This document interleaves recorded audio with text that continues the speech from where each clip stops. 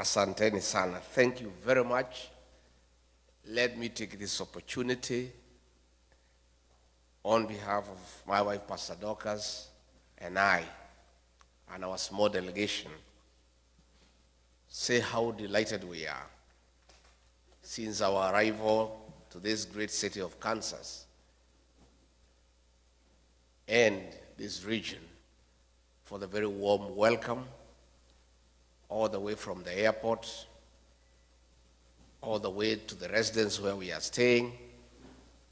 We had some dinner last night. This morning we went to President Truman's library and memorial, and it's been awesome. Even as we arrived for this town hall engagement, we want to thank you for the warm welcome. I must tell you from the bottom of my heart that we feel very loved and appreciated. In fact, we are feeling spoiled. You know, sisi tumezoea kukibiswa nyumbani na kasongo na tiagas. So when we have wonderful people around us, full of smiles, loving us, appreciating us, we are feeling on top of the world. I wish I had more time here. Unfortunately, I have to leave early in the morning. But I'll be back. I'll be back. Yeah? I've really loved this city and the people. You are wonderful people. You are very welcoming. I deserve to spend more time with you because it's a rare opportunity. Secondly, let me thank you, our great people from Kenya, for being united, for staying together and loving one another. That is the Kenyan spirit, and that is my wish. And I'm very happy since I came to the US more than a month now. Wherever I have gone, I've found Kenyan people. They love one another and they stay together. I am very encouraged, and that is a message I'm sending back home, telling our people what I have found in the United States, that our people are one, our people love one another. And I want to encourage you to continue loving one another, staying together, be your brother's keeper. Let us hold each other's hand, and let us live in peace, harmony, and love, because that is the right thing to do. Why is Rick G in America? Rick G has come to the United States to listen to the ground, because I believe no leader can succeed unless you align with your people. And the only way to align with your people is to listen to them. That is where Kasongo has lost it. He forgot he was elected by people. He doesn't listen to them anymore. And even when there is issues, he doesn't care. He doesn't give a damn. I belong to the school of thought that continuous engagement is a hallmark of good leadership. So I came to the States to listen to the ground.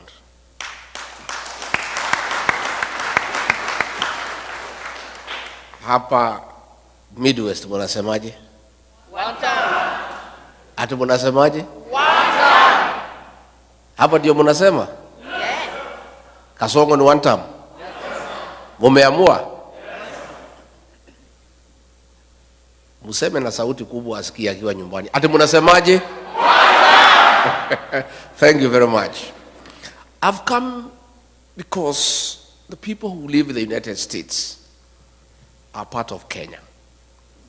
And they, like other Kenyans, care about home.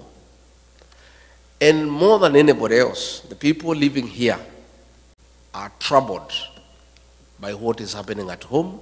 They are anxious, they are fearful, they are worried. And I came so that I brief you as to what is going on back home. And I tell you the few ideas that we have of what we need to do. And I plead with you to walk with us in that journey to liberate our country, to restore our dignity, to restore our country, and to make sure that we have a beautiful country that we call home. Because at the end of it all, east or west, I have no doubt in my mind that all of you in this hall and all of the Kenyan people across the United States and elsewhere have a plan one day to go back home. Is that true? And you want to go to a home that preferably better than where you are. So it is your concern, it is your prayer that home works, systems work, there is a peaceful environment to do business, there is security, there is healthcare, there is education, so that when your days come and you need to come back home, you can leave your children here continuing with your investments and retire back home to a very peaceful retirement, and that is what all of you would wish. I am aware sufficiently that you know what is going on at home, because you people do a lot of work back home by supporting families. And therefore, on a daily basis, you are in conversation with the people back home, and you, like all of us, are concerned about what is going on at home. And before I go into serious things, on a light note, cousin Omari, ako wapi Omari? Amenda. Where is Omari, the guy who is married in Lemuru? Omari? Omani. Where is he, the guy who is married in Lemuru? So when you see him, you tell him, traditionally, and I think that's why he has left. I think somebody from Mulima must have sold me. Because I wanted to tell him, traditionally, all the girls are my daughters. Yes. And payment of dowry is a life thing. So anytime you meet your father-in-law, you must. So I had hoped to kutana naye nyuma ya hema anipatie kitu in dollars because of having my daughter from Lemuru. Let me say this with a light touch. Let me say this. Back home, it's tough. There are tears. There is anguish. There is fear. There is uncertainty. Our children between the ages of 15 to 24 are being abducted and killed by the state. More than 200 kids since 2024 have been abducted, tortured, and killed, and others have disappeared. Parents worry. When you don't know where your child is, you cannot sleep. If you call your child and the phone is off, you are worried. And the situation has been worsened. That Kasongo and his boys have now gone berserk, and they no longer fear, and they no longer pretend. The CS in charge of Interior, Kipchumba Murkomen, in broad daylight, gave an order to police to shoot, to kill. A week later, Kasongo himself, shamelessly,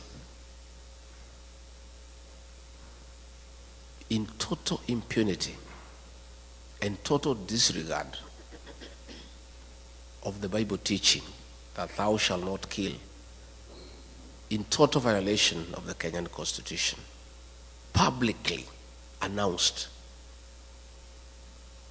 that our children should be shot in the leg. The chairman of the National Assembly Committee on Defense and Foreign Relations, Nelson Koech, corrected Kasongo very angrily that the kids should not be shot in the leg, they should be shot in the head. That is the situation we face as a country, where in total disregard of the Constitution, against biblical teachings, a president of a country elected by the people has the audacity to give orders for the extermination of our children. That is why Kenyans are saying, Bwana Kasongo, even if you pipe milk to our homes, even if you build roads made of gold, even if you paid us every day 100,000 shillings, your hands carry the blood of our children. And there is no way we can vote for you. And that is why the one-term movement is now like a religion in Kenya. Everywhere you go, where 2 or 3 are, that is the discussion. In the Uber, in the salon, in the matatu, in the bar, the discussion in the country is that this man must go because his hands bear the blood of our children. I want to say that this situation cannot be allowed.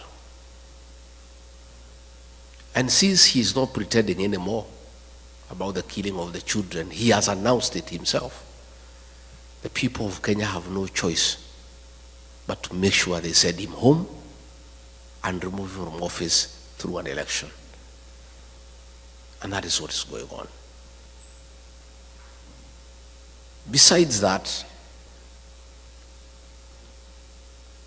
the economy is on a nosedive. Pending bills, people who worked with the government for many years, he has refused to pay them. They are owed more than 900 billion Kenya shillings. If you look at the Nation newspaper every morning, there are about 10 to 12 pages of auctions of properties being sold belonging to businessmen who did work for government and they have not been paid for the last 3 years. The only consolation is that nobody is buying the property because nobody has the money to buy it.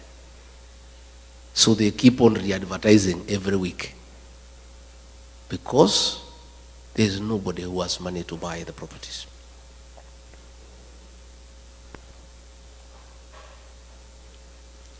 William Ruto found a working education system. President Mwai Kibaki, the third president of the Republic of Kenya, the greatest leader of our time, brought free primary education, and President Uhuru Kenyatta improved it by extending to secondary schools and also bringing 100% transition from primary to secondary school. He found a working university financing model and a help, a working system most of you went through, including I, that he put it aside and brought something that is not working. As we speak, many university students are at home. They cannot access university education. Most principals of secondary schools and head teachers of primary schools are living in fear and in hiding because of being auctioned. The schools are being auctioned because they have not paid suppliers, because money meant for capitation has not been provided by government. So the education system is facing near collapse. The health system, and you people here in America know how important and critical a working health system means to our people. He found a system called NHIF that was struggling but working, that needed improvement. The people at NHIF had come up with a program that needed 800 million Kenya shillings to reform it and make it workable and compliant with the present times. Kasongo came and discarded that system and brought something called SHA and SHIF at a cost of 104 billion Kenya shillings, money that he's stealing with his cronies. And despite stealing all that money, the system is not working. And you people know that because you have parents back at home. You know when they go to hospital, they cannot get their bills paid by insurance. Again, that is something that he has destroyed. He came up with something called the housing levy, ostensibly to construct affordable houses for the people of Kenya. It is not the work of government all over the world to construct houses. Governments put up roads, water, electricity, drainage, sewage. It is the work of the private sector to construct houses.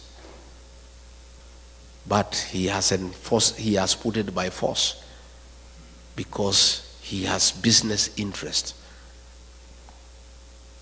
in company with some Asians to supply cement, steel, and iron sheets. So the whole affordable housing scheme is about corruption. It's about conflict of interest. Again, you find in agriculture, all the sugar factories have been sold to Asians in partnership with Kasongo. Last week, despite us having rice in Moya and Ahero that has not been bought, that is in the stores, he has authorized the importation of 5,000 metric tons of rice, duty-free, that will come and kill the rice farmer in Moya and Ahero. So you find, because of state capture, the president is in business in every sector. He is competing with every other businessman. And because of his advantage as president, he has killed all other business people. He's doing all the businesses in Kenya. I remember when we came into office, there's something called e-Citizen.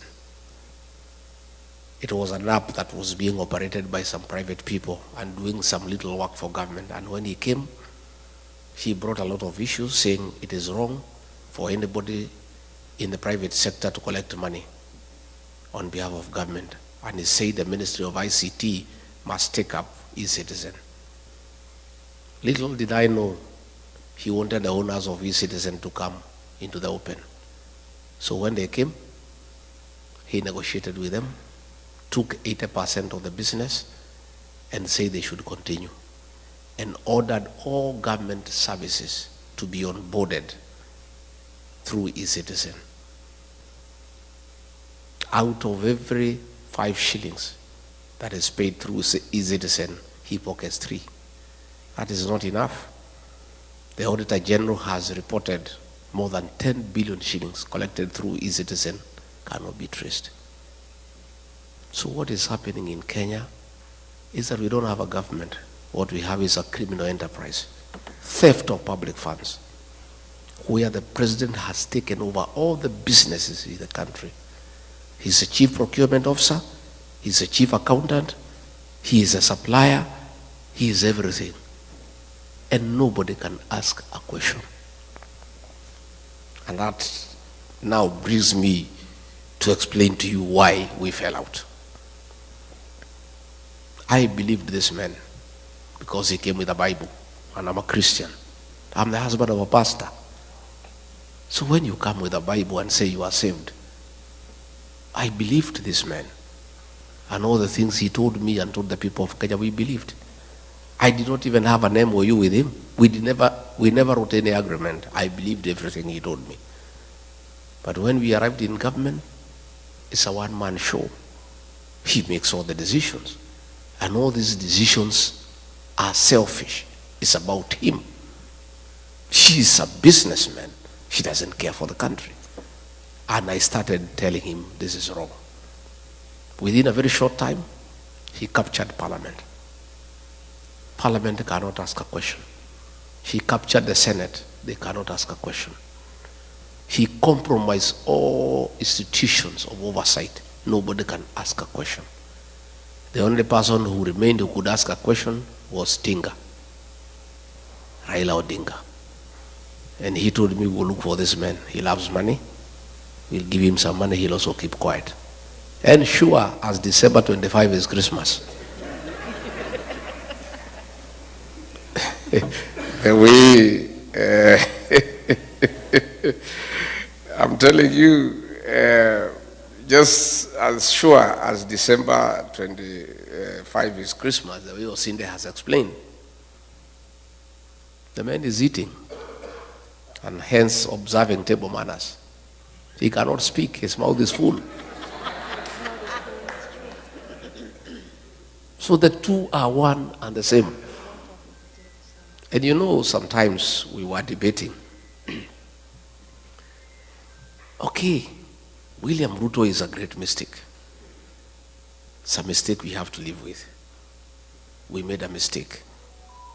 I made a mistake. And I have apologized to the people of Kenya.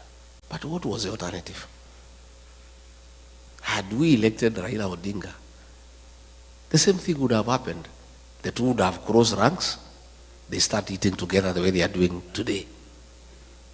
So we are just saying Kenya was presented with two unpleasant choices. There were two hyenas, but they were different. One without teeth and one with teeth. And I think to a certain extent, President Uhuru Kenyatta was right. Probably we should have gone for the hyena without teeth because it will not finish us in one day. Yeah? Si ingetukula pole pole.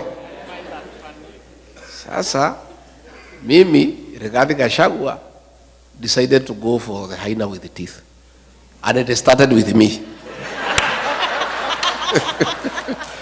So somebody was telling me, much as I sympathize with you, nafikiri ni sawa, hii fisi iko na meno ilianza na wewe.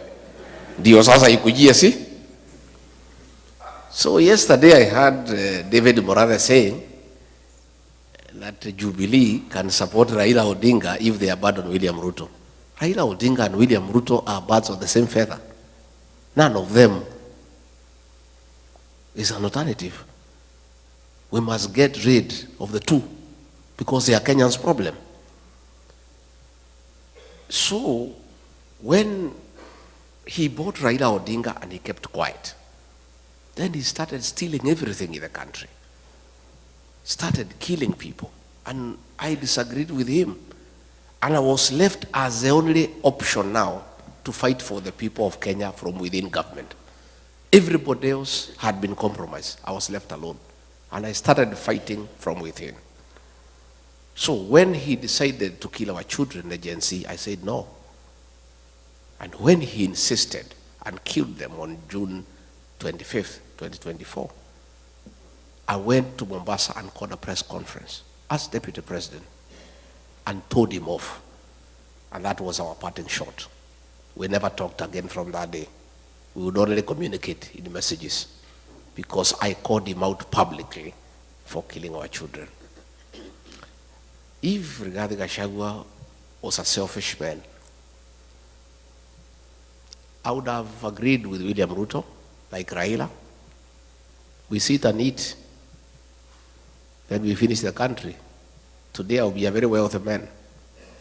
I would have joined him in all the deals. E-Citizen, we do. Fuliza, we do. Medical equipment, we do. Because he was willing to let me eat so that I keep quiet. He was quite happy. In fact, he told me, we wacha mambo mingi bana. We kuja tukule bana. Hii Kenya ni yako. Hii Kenya ilikuliwa na Kenyatta bado isha, ikakuliwa na Moi bado isha, ikakuliwa na Uhuru. Wewe shida yako ni gani? You know? Had I been just another Kenyan like the Kenyans I see, if I was like Raila Odinga, a selfish person, I would have agreed with William Ruto. I stay as deputy president. I enjoy the privileges, there are many, and we eat. We finish the country. We let the children die, and I just sit there. But my conscience wouldn't allow. I am not a wealthy man, but I'm not a poor person. And I don't need money myself. My children are big, they are working. My wife is a pastor. Nywele yake hata haihitaji 3,000. So, what reason would I had to join William Ruto in a gravity train to finish our country, to steal everything? I said no, and I paid for it, and I'm happy that I became the sacrificial lamb for the people of Kenya.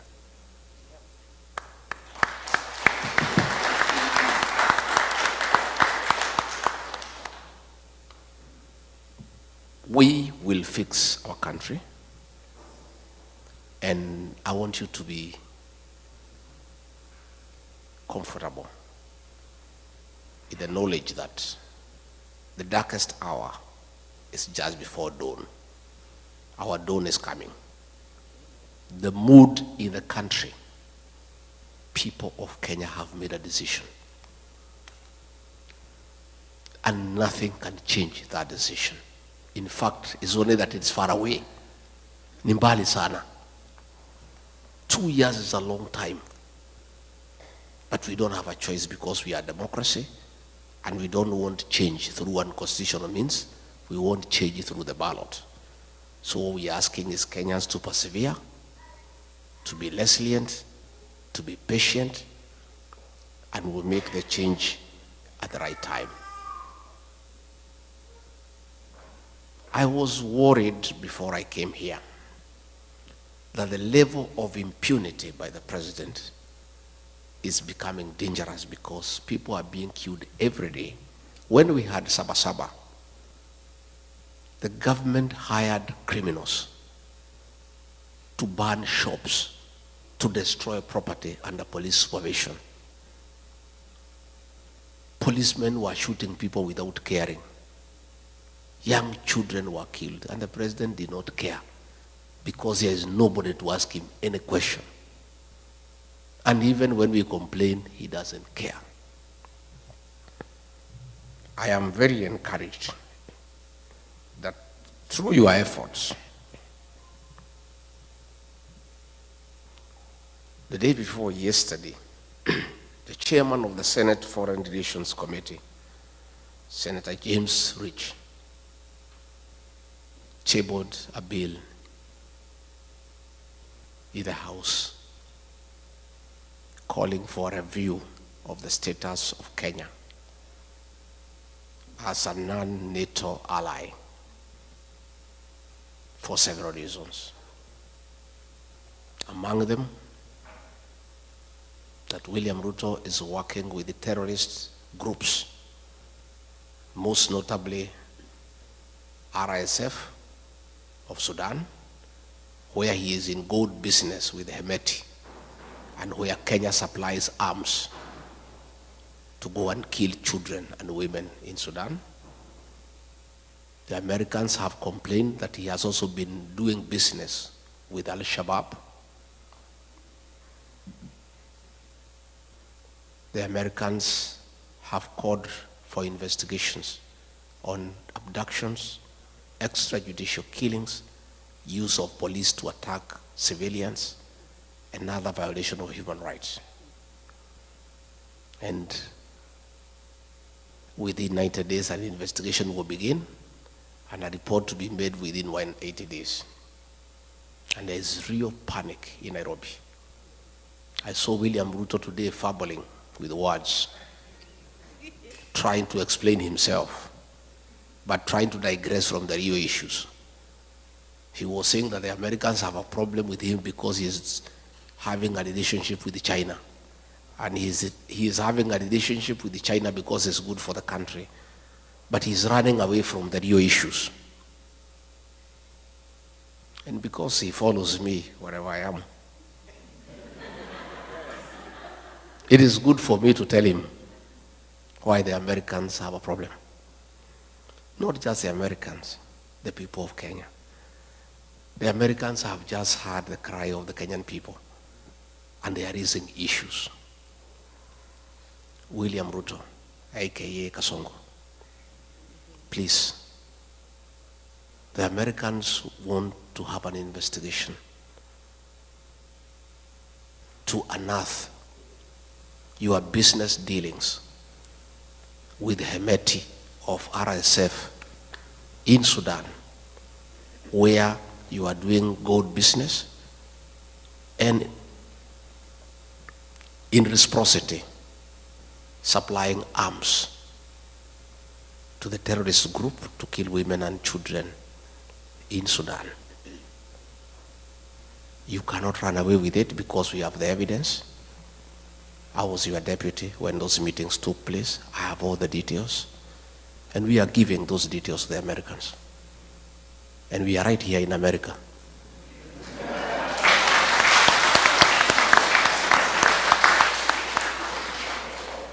And much as you think we are stupid, don't just think we are just here, just moving around. We are also here to put the Kenyan case to the American government and to Congress and to the Senate.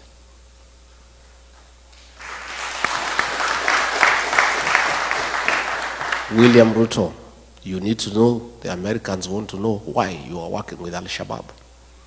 Why, when you are in Mandera, you met 3 leaders of the Al-Shabaab militia at night to discuss business with them. They want to know why. They also want to know why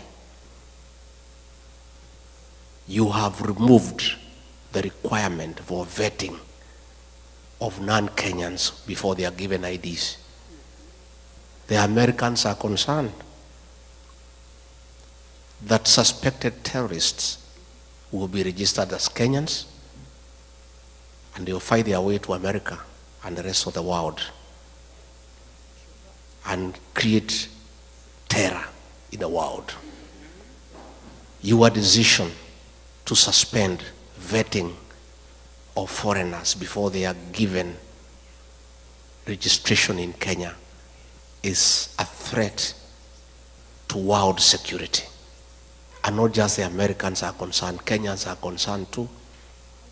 And this you must answer. You cannot endanger the security of the world because of your business interest. It is true you are doing business with Al-Shabaab, but you cannot endanger world security. The Americans also want to know why, against the Kenya Constitution,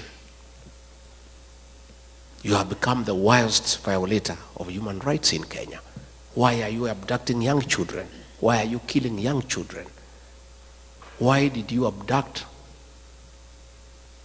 American, Turkey nationals of American origin who were abducted and disappeared?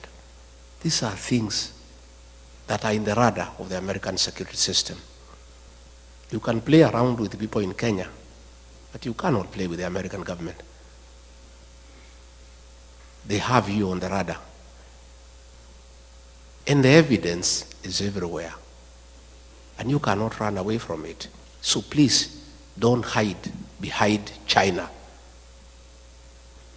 The issues you need to confront are well known to you. That you have compromised world security in pursuit of business interest. And this time around, you will not escape. You may push people around in Kenya. You may harass everybody in Kenya. But I don't think you have the capacity to harass the American government. And they have you under the radar. You can run, but you cannot hide. Your day is coming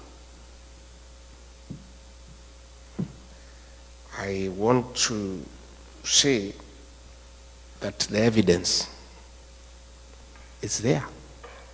The shoot to kill orders by Kipchumba Murkomen, he cannot deny. Your own order of shooting people in the leg, you cannot deny. So even if you get the PS for Foreign Affairs to issue statements, the evidence is everywhere.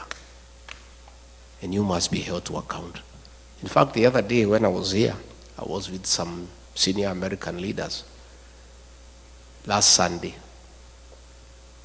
And we were watching live a meeting taking place in Muranga, where policemen were beating leaders and they were protecting armed goons. And these American leaders could not believe that it is possible for policemen to attack civilians. They could not believe it. They could not believe that policemen can escort gangs to beat civilian population. William Ruto, that evidence is here in America. And there's no way you can run away from it. And those things will come to light. On that matter, let me appeal to all of you. In your respective states, you have senators, you have elected, you have congressmen, you have elected. Please tell them about Kenya. Tell them to support this bill when it comes to the floor of the House. Give them details of what is happening in Kenya so that they are well informed, so that they can support the bill, so that a review is done. And our request to the American government and the American people, please don't punish Kenya because of the atrocities of William Ruto. Don't withhold military aid to Kenya. Don't withhold sharing of intelligence with Kenya. Don't withdraw all those facilities that come with that privilege of being recognized as an ally of the NATO states. All we are asking the American government to do, once you confirm all these concerns, help us. Don't have sanctions against the people of Kenya or our country. Please, just do the right thing. Impose sanctions on William Ruto as a person, never to come to America.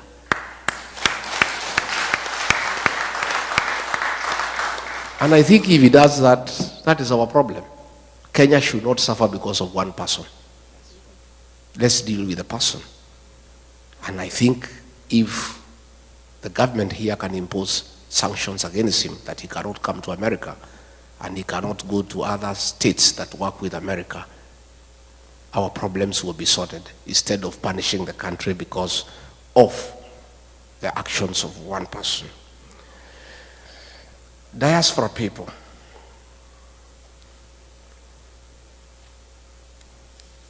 you people are very important partner to any serious administration. In the 70s, coffee was #1 foreign exchange earner for our country. In the 80s, it was overtaken by tea. Tea became #1 foreign exchange earner for our country. In the 90s, both coffee and tea were overtaken by tourism, and it became #1 foreign exchange earner. But as we speak today, all those have been overtaken. The #1 foreign exchange earner for our country, Kenya, are remittances from the diaspora. It is you guys. You are the drivers of our economy. Our economy relies on you. It's the dollars you send home that we use to pay our public debt. It's the dollars that you send home that we use to import products from across the world. It's the dollars that you send home that are running our embassies. Hence, you are a very important stakeholder in the economic development of our country. For those of us who rear dairy animals, the dairy cow, for it to give you milk, you must look after it. And if you don't, they will refuse to give you the milk. You must give it hay, you must give it dairy meal, you must give it Lucerne. Nowadays, at home, we are supplying mattresses for cows to sleep on so that they don't feel cold at night. And some farmers are going to an extra mile to make sure the cows are happy and they produce milk, of playing country music of Ken Rogers and Don Williams to the cows so that they can produce milk. The diaspora brigade is our daily cow for the Kenyan economy. We must look after you guys.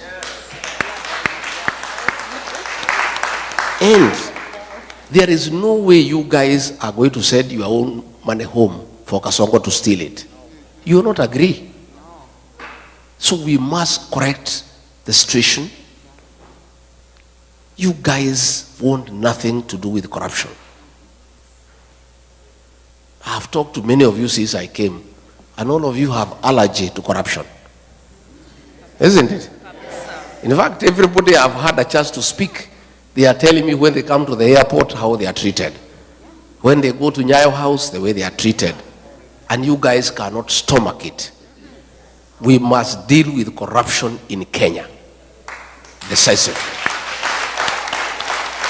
And they say the fish rots from the head. The problem we have in Kenya is the president is a leader of corruption in the country. State House is a crime scene. There are Asians there with briefcases every day, and he spends all the time with them. Sometimes he would keep me there as deputy president for 5 hours as he is talking to Asians, discussing deals. For us to deal with corruption in Kenya, we must start from the top, and then we come down. You guys must bring your money back home. Our country should stop borrowing money from other countries and borrow from you because you have the money. But you can only give us the money if you are sure we'll give it back to you, and if it will be spent prudently for the benefit of the country. And those are the things that we want to form the government together, so that we can have very practical programs that satisfy what you want. I have said, and I said in Texas, that you guys, going forward, working with us when we form government, we want you to form a very strong diaspora bank for your money, for your investment here, with branches in Kenya and all over the world. You guys have sufficient capital to start a big bank, and you have the right personnel to run that bank professionally. And you see what will happen. If you have a diaspora bank with branches in Kenya, all the properties you have bought in Kenya, you will use them as collateral to borrow money from that bank and invest here in America. But as it is today, all the plots and the land you have bought in Kenya cannot help you, because you are borrowing here from the banks here and they cannot accept Kenyan titles. Again, we need a discussion with you guys on how we vet developers and people who build houses for you and who sell you land, so that we eliminate the crooks who keep on conning you from time to time. We want to have a conversation that it is immoral and wrong to have double taxation. You cannot be taxed in America. After paying your taxes from your savings, you send money back home and then it is taxed again. That is a discussion we are going to have, so that the money you remit home must be exempted from double taxation, because you have already paid tax in your country of origin where you are working. We need to discuss, how do we encourage you to save at home? And we have an incentive-driven package where we give you an interest rate that is higher than what you have here in America, so that you have the motivation to save your money back home, so that this money can be available for on-lending to other people and for government work. And your money is earning higher interest than your country where you are working. So I'm saying, I have come to start engaging with you. I don't want to engage you when we form government. I want to start this engagement mapema. So by the time we form government, because we are going to form government, already we have a plan in place for implementation. And that is why I want to create a mechanism for engagement with you people the way we are engaging today, so that we have a way we shall be engaging, so that you tell us what you want us to do. We also benefit from your experience in a country that is working. Devolution here is working. You know, I was here last night, it was raining. When we came out, you cannot even know it has rained because the drainage works. Huh?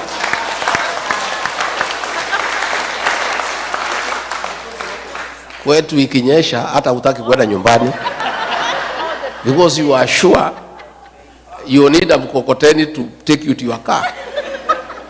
You know, we were here and it rained very heavily. By the time we went outside, you cannot even know there was rain. We need to learn from the best. And that brings me to the question of the involvement of diaspora in running government. It is my intention that we work together so that you are part of us and you become part of the decision-making process, so that we benefit from your experience in a country where things are working. To start with, the embassies across the world, it is my conviction that we'll get the best service, consular services, if you have people who have worked here in America for 30, 35 years running our embassies. Yeah? We would get the best investment opportunities if you have people who know what the Americans want in the embassy, because you know their strength, their weaknesses, their preferences, and where we can do business together. I mean, an ambassador serves for 4 years. So when you appoint a politician from Nairobi to come to Washington, he takes 1 year for us to know his way around here. Exactly. True? True. First 1 year. Yes. Where do I take my children to school, hospital, nini, 1 year imeenda. Second year, start making friends with the Americans here. Imeisha. Mwaka ya tatu, kujua Wakenya wanakaa wapi. Before he can even now start working, he is on his final year. Isn't it? But if you have somebody who has stayed here for 30 years, already who has a home, we simply walk to the office and start working without wasting any time. Ataletwa tu Nairobi, there is a course there, kufundishwa kukula na uma nini, already you know. Okay? So even that course you'll be exempted. Sindio? You know, they come there, how to hold a wine glass, nini, what, table manners, nini. So you guys, those things you already know. Yeah? So nafikiri, you only come for that course for 2 weeks to understand your reporting mechanism. How will you be working with the PS? How will you be working with the president? Those are the little things mtafundishwa wiki mbili tatu. But all the other things here, you know. Isn't it? So it's my intention. And that is a promise I'll keep. Because it costs me nothing other than good manners to keep that promise. You guys are already here. You have the papers. Mumesoma. You know the place, you know your way around, you know how to use a fork and a knife. Sasa iko shida gani? There's no problem. Number 2, I have said, I also want you guys to come to the National Assembly and help us make good laws. Yeah? I want you to come to the Senate and help us make good laws. I want you to come to the county assemblies and help us make good laws on devolution. So, I want to appeal to you, wale munaweza, muende nyumbani, mupiganie viti.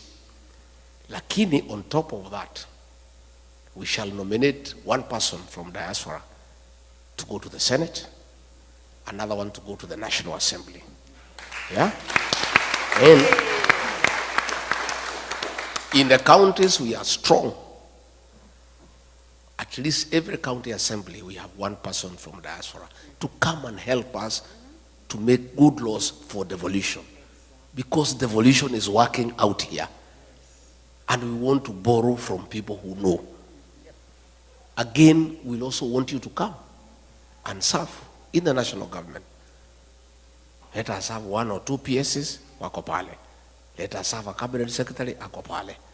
Let us have people in parastatus. You guys have the necessary expertise and experience. And I think for any leader who wants to make a difference, it is foolish not to utilize the available capacity for the country. And you guys have all the necessary capacity to assist the president to run a country successfully. So these are things that we want to do, and we'll be able to help each other. Again, I said when I was in Texas that we'll have to add 2, 3 consulates across this large country to help.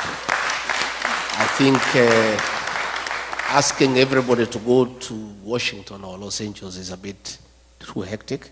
So we'll add 1 or 2 or 3. Again, we'll introduce mobile consular services so that we have people coming here for a month. They issue IDs, passports, they go to another state. That is something we can be able to do so that we make it a bit reasonable and cheaper for you to access consular services by bringing the services where you are. I am a strong believer. I am a very strong believer that it is our business to take the government to the people, not the people to the government. It is us to take the government to the people. We will bring consular services to where you are, because that is the right way to do things. So, mimi sitaki nizidishe hapo. I want to say, because I have found a few questions that have been written here, I'll go through them and I answer them, because I believe in participation. I don't believe, like Kasongo, in praise and worship. You know, the government he runs is praise and worship. We have some very funny characters there. You know, whatever they are told by Kasongo, I don't know what happened to their brains. If the MP for Kikuyu is told by Kasongo, go and insult Pastor Dorcas, anaenda anachukua microphone na mtukana. I saw another lady from Murang'a, anaambiwa na PA wa president, anaparedi yeye mbele ya umati, anaambiwa asunguke. I don't know kama mliona. Ati huyu mama si ako sawa, si asunguke, muangalie vile anakaa, anasunguka. Huyu mama si ukiwa na yeye kwa kitanda utaamuka vizuri. You saw that woman? Yes. You really wonder what happened to our leaders. Ni kurogwa ama ni ujinga ama ni zote mbili? Zote. Eh? Zote. I can't understand. I don't understand what has happened to our leaders. Somebody ameuliza sijui ni nani, what is the game plan? You are impeached, so you won't run or otherwise. Nani ameuliza hiyo? Somebody ameuliza hiyo? Let me explain. Gachagua is a presidential candidate. And nothing stops me from running. The Kenya Constitution says the right to vie for office is absolute.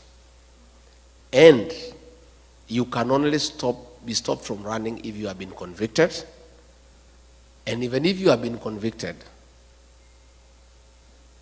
you cannot be stopped unless you have exhausted all the available mechanisms of remedy. Last year, 2022, the Honorable John Weluke, before the elections, was convicted for 74 years for theft. You remember? Yes, we do. And he went to committee, and he was given bond pending appeal. He appealed to the Court of Appeal. And as the case was going on, the elections were there. And he went and ran, and nobody stopped him, because you can't.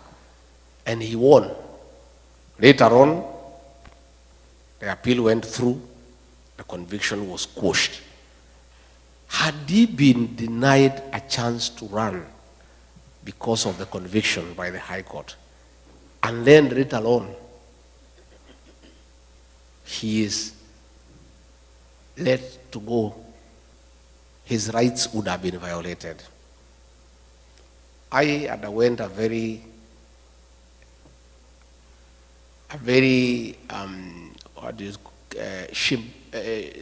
shambolic exercise at the National Assembly and Senate. Everybody knows there was nothing. People were paid. MPs were paid 500,000. Senators were paid 10 million. Haraka. Ruto paid them. And we went to court under Article 50. And Article 50 says, no man shall be condemned unheard, and the right to fair hearing is absolute. I did not get a chance to defend myself in the Senate. I was in hospital. I did not present my evidence. So this is a matter that will be dealt with by the courts, and in the fullness of the time we shall be vindicated. In the meantime, the matter is in the High Court. It has not even started. If it is go to the High Court, depending on the way it goes, if I win, the state can go to the Court of Appeal, the matter proceeds there. If I win again, they can go to Supreme Court, or vice versa. Until those mechanisms are exhausted, the Constitution of Kenya guarantees me the right to vie for office, and there is no law that can stop me from vying. Yeah? So, in fact, I'm supposed to fight for the impeachment to be quashed, and then I go back to office. But I'm not interested. I cannot serve under Kasongo, because he's a pathological liar, and I'm a truthful person. Me and him working together is like trying to mix water and oil. I'm not interested in going back to the office. I just want my rights to be granted and to be proven innocent, because there's nothing I've done that is wrong. And I just proceed with my life. I have no intention of going back to office. Even if the courts told me to go, I will not go. I'm not interested. So I want to assure you, nothing stops me from fighting. And the people of Kenya know that. That's why you see I enjoy a lot of popularity, and I continue to seek for office. And God being faithful, will get there.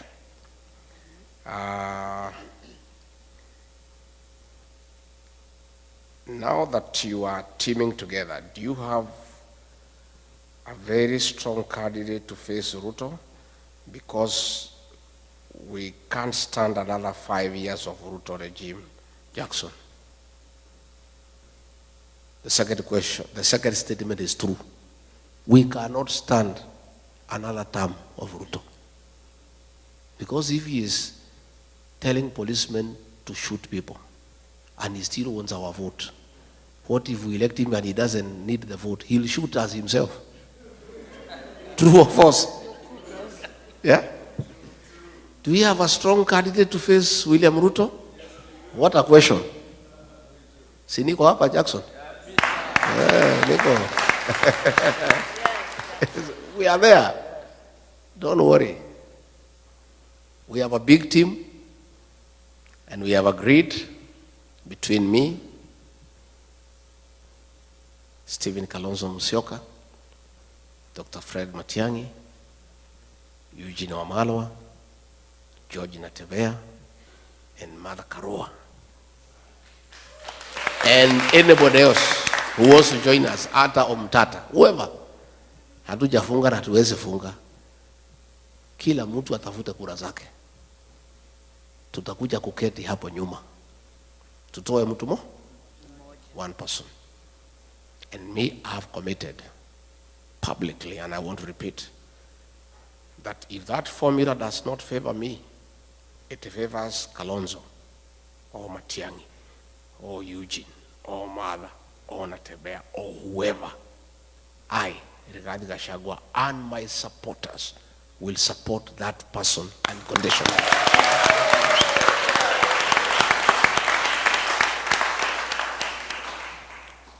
Lakini Mungu akisaidia ikuwe ni mimi, hiyo mtu nitakimbiza yeye kama baisikeli ya kuibiwa.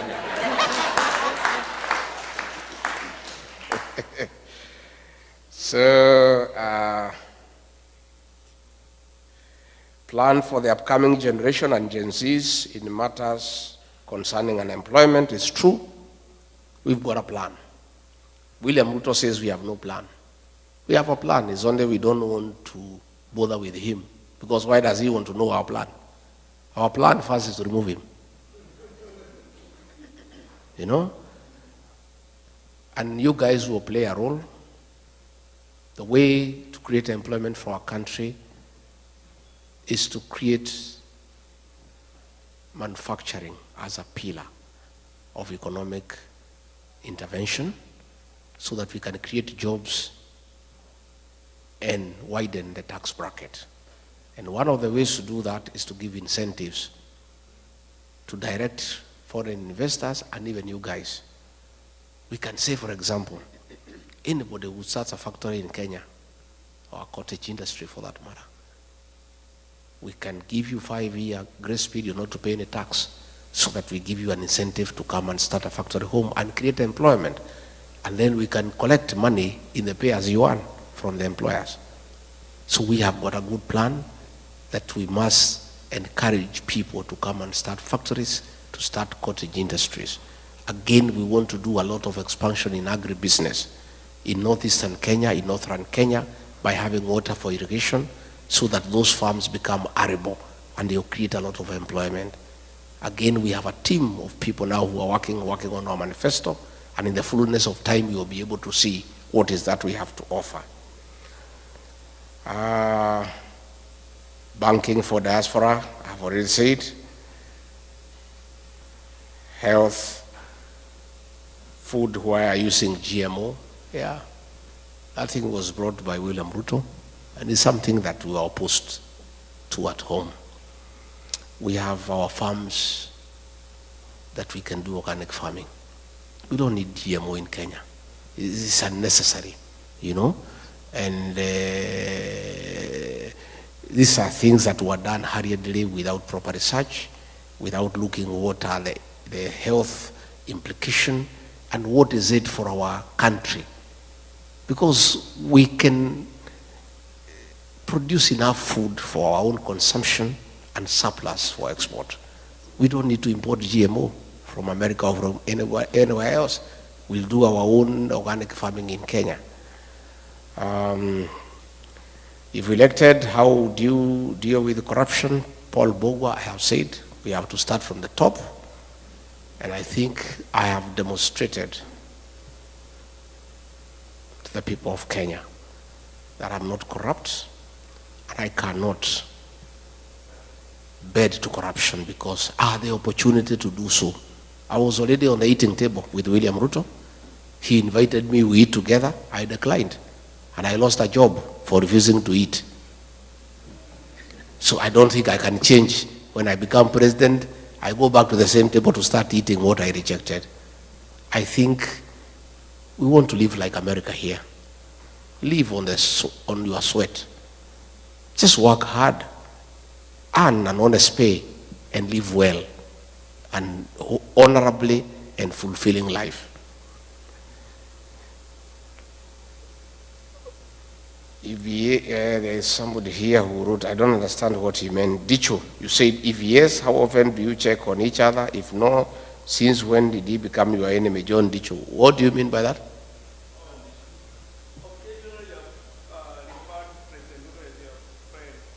Refer to? As your friend. Is this still your friend? Who? You know what happens? You know what happens? Ruto, by the way, is not my enemy. He's the enemy of the Kenyan people. Yeah? What normally happens when you are talking at our level, you are just decent. You refer somebody as my friend, as my brother, but not necessarily because he's your friend. It's just etiquette. Yeah? It's just etiquette. I have no enemy. I have no issue. I am not vengeful, but I'm responsible. William Ruto is not my enemy. He's the enemy of the Kenyan people. And the Kenyan people will have to deal with him in a decent manner through the ballot. Yeah? So there is nothing personal. There are no hard feelings. It's simply about our country that we cannot allow it to go to the dogs. And we need to get rid of him.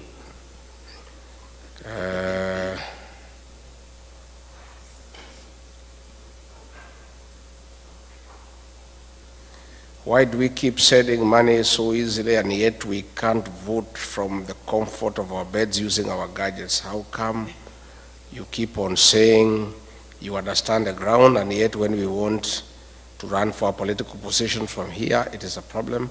How are you going to reconcile these issues? We'll have to develop our electoral process, but it takes time. The voting here is electronic. It's a democracy spanning over several hundred years. Our democracy is 61 years, 62. We keep on improving every day. We haven't yet reached there where we could go electronic. Mostly our people, the rural population, quite a bit of illiteracy and sub-illiteracy, but we are getting there. With the time, I'm sure, in years to come, we'll go fully electronic so that you can, as you say, vote from your bed. Yeah, but tutaenda pole pole so that we get there. Again, we are going to lobby IBC to increase the voting polling stations here in the states, because as you have said, it's very expensive to go to Los Angeles, to go to Washington, to go to New York. IBC is independent. I cannot give a commitment in totality, but all I can promise is that we are going to lobby them to increase the stations. We have a very vibrant constitution, and when you were in office, some goons went to the Kenyatta's farm, but unfortunately nobody was apprehended and taken to court. What happened? Mainawero is true. Kenyatta's farm was attacked, and some people were even trying to blame me.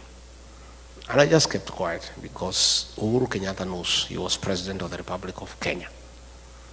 Issues to do with a retired president, his welfare, his security, his allowances, his travels are dealt with by nobody else other than the sitting president. There is nobody who could have attacked Kenyatta's farm without the knowledge and the concurrence of the sitting president. Regarding Gachagua has never been president. Yeah? And it was something that was being done so that they can make us, the leaders from the mountain, fight each other. Yeah? His security was withdrawn, that of his mother, and they were trying to say, no, he's a deputy president who ordered the withdrawal of the security of President Kenyatta. How? There's nobody. Even today here in the US, matters to do with the former presidents will be dealt by the president himself. Even the Retirement Benefits Act for retired presidents is administered by the controller of State House. Yeah. So what happens if Kasongo ever comes here? You direct that question to him. He'll be able to give you an answer.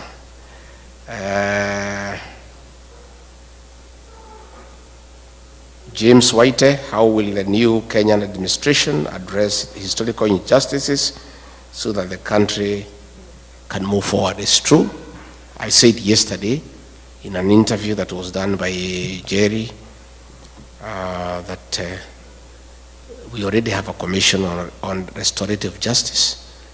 And when we form government, we'll appoint a judicial commission of inquiry to inquire into the killings of the Gen Zs and other people who have been killed and harmed, so that those who did it can be brought to book and they can be given compensation.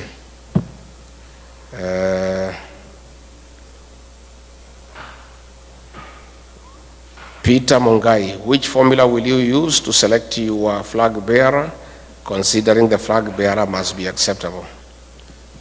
Hiyo sasa ndio kadi yetu. Tukitoa hiyo si tumeisha. So hiyo hatuwezi sema saa hii. But there will be a good formula, and I can tell you we'll come up with a good candidate. And we are not in a hurry. For now, our candidate is Ruto must go, and our plan is one term. Because if we announce our candidate now, Kasongo atatusumbua sana. Hata mwekea vikwazo na kumsumbua na kumtatiza. So wacha tukae namna hiyo. Our candidate for today is Ruto must go, and our plan is one term. Wacha angangane na Ruto must go, na angangane na one term for now. Yeah? And that's why he keeps on saying, where is your plan? So that he can start attacking it. Yeah? Mimi napingana na nani? Unapingana na Ruto must go.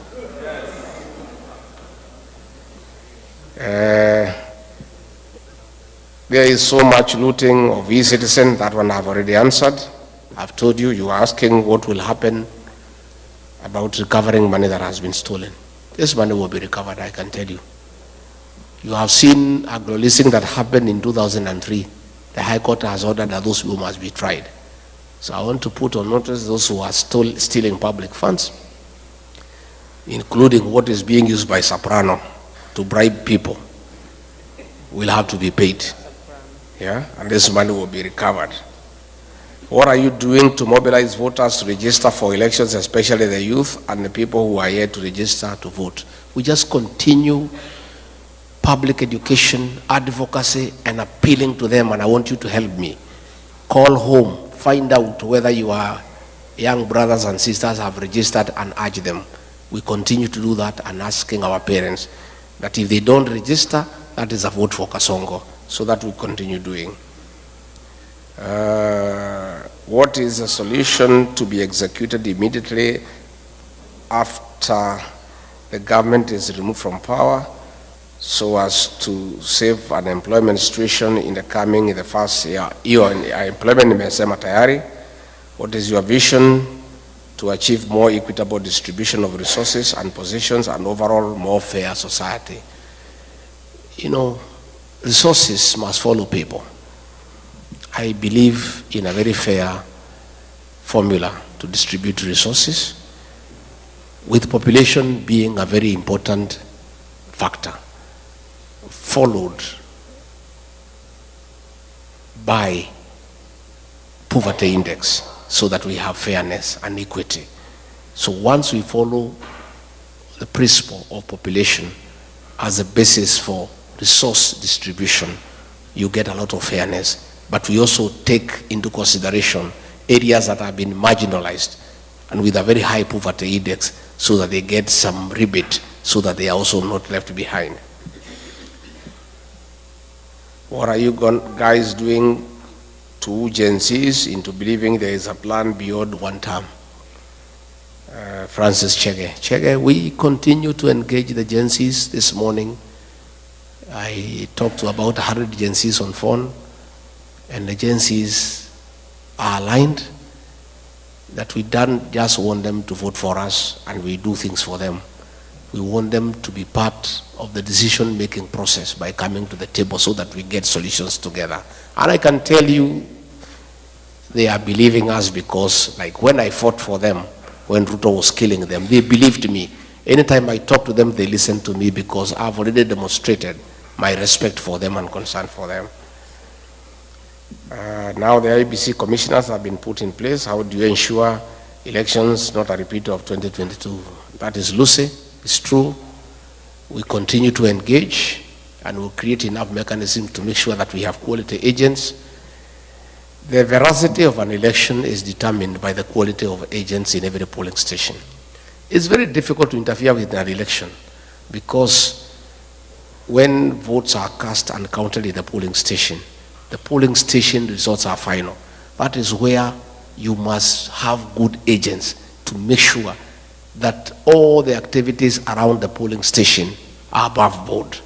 The rest in Nairobi is a purely mathematical exercise of adding numbers, but the polling station results are final. So what we are investing in is quality agents, and in my party, the DCP, I'll work with agencies so that they are very alert and they can also assist us in documenting through their smartphone on Form 34A so that the outcome of the results is well captured and stored. Thank you very much. I think those were the questions. Yeah. I think we have tried. Finally,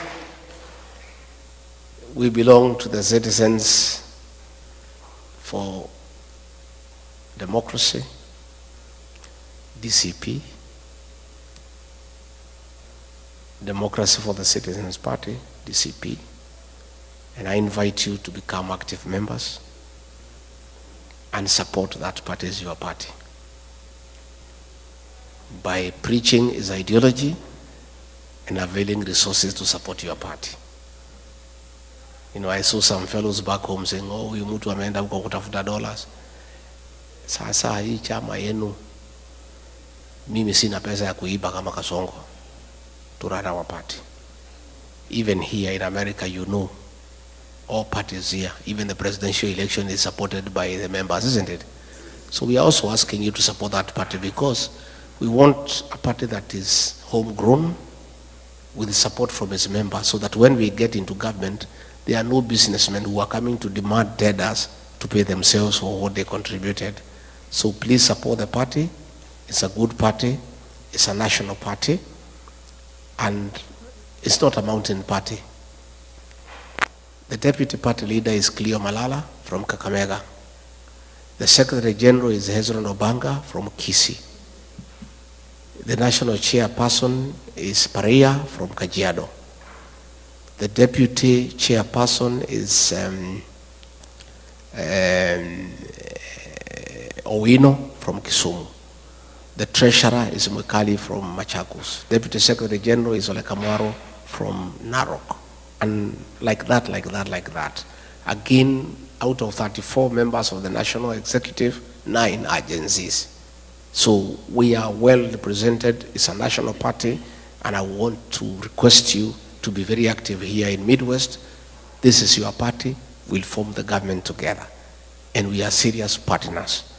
And I want to continue with this engagement. I'll come again